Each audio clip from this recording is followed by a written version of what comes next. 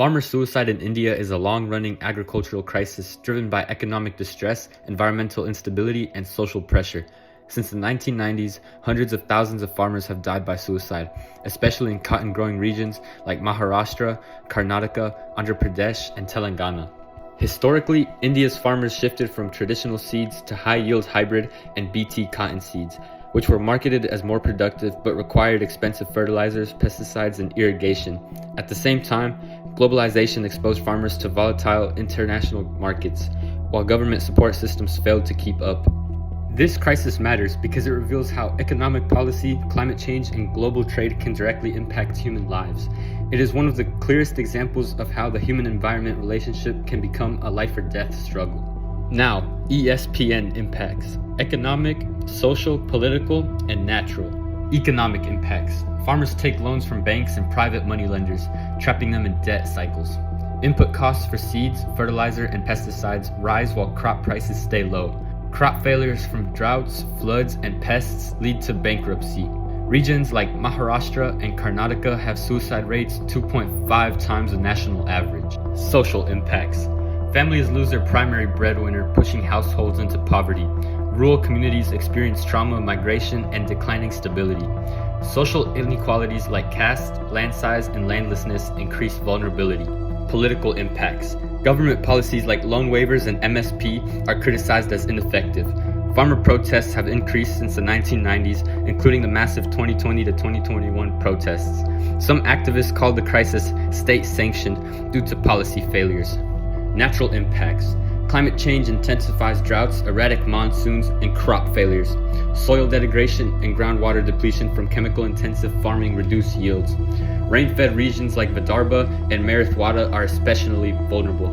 Now, for a real-life example of someone living in these conditions, I had my assistant interview a farmer in Vidarbha, India.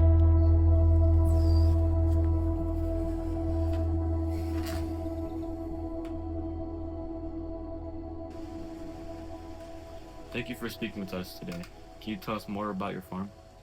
Yeah, so I grow cotton on 2 acres. My family has farmed this land for generations, but the last decade has been the hardest. The rains don't come on time, and when they do, they destroy the crops.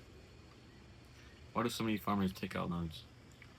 Seeds are expensive now, especially Bt cotton. We're told that they'll give us higher yields, but they cost 3 or 4 times more. Fertilizer, pesticides, diesel. Everything is more expensive, so we have to borrow. And if the crop fails, the debt stays. How does this affect your family? So my children, they want to study, but the school fees are really hard to pay. My wife is always worried. When a farmer cannot repay his loans, the shame is heavy, but some neighbors felt there was no way out. What support do farmers need? Fair prices, reliable irrigation, loans with low interest, and someone who listens. We don't want charity, just a chance to survive the season. What gives you hope? We are farmers. We always hope the next season will be better. The hope keeps us alive. Have you ever wanted to drink something and feel great afterwards? Well, you've come to the wrong place. Introducing Poop. It stands for Fruity Overpriced Oral Product. Poop contains 0% juice, 100% cancer, and 200% poop. Hi, I'm Scientist. Scientist what? No, just call me Scientist. I watered my plants with poop and they all died. But you probably won't.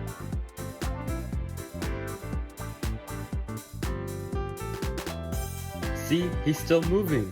Side effects of drinking this could be weight loss, deformity, dizziness, fatigue, hypothermia, jaundice, weight gain, chest pain, palpitations, hearing loss, sore throat, abdominal pain, bleeding, and constipation. Now, arguments for the catalyst. These arguments do not support suicide. They support the economic systems that unintentionally contributed to the crisis. Globalization increased agricultural productivity and export potential. High-yield seeds initially boosted production. Market-driven reforms aimed to modernize agriculture and integrate India into global trade. Agribusiness investment created jobs and infrastructure for some regions. Neoliberal reforms were intended to accelerate industrialization and economic growth. Arguments against the catalyst. High yield and BT cotton seeds are expensive and require heavy inputs, increasing farmer costs. Many farmers didn't get the promised yields, pushing them deeper into debt. Market-driven reforms reduced government safety nets, leaving small farmers exposed to price crashes. Globalization widened inequality, especially for marginal farmers dependent on rainfall. Private moneylenders often change extremely high interest, worsening debt cycles. World response and solutions. Government responses.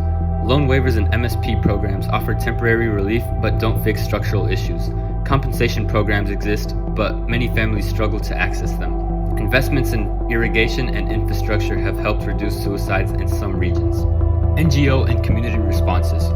Mental health support groups and counseling, training for alternative livelihoods like dairy or poultry, advocacy for fair credit and land reform. Predictions and final opinion.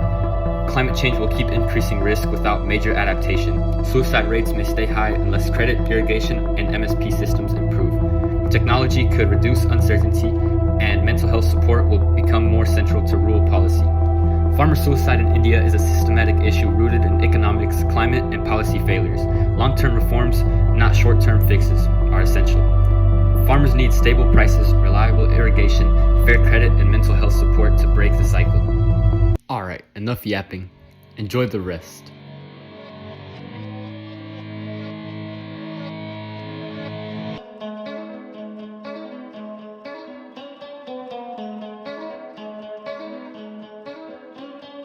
Fields of debt, fields of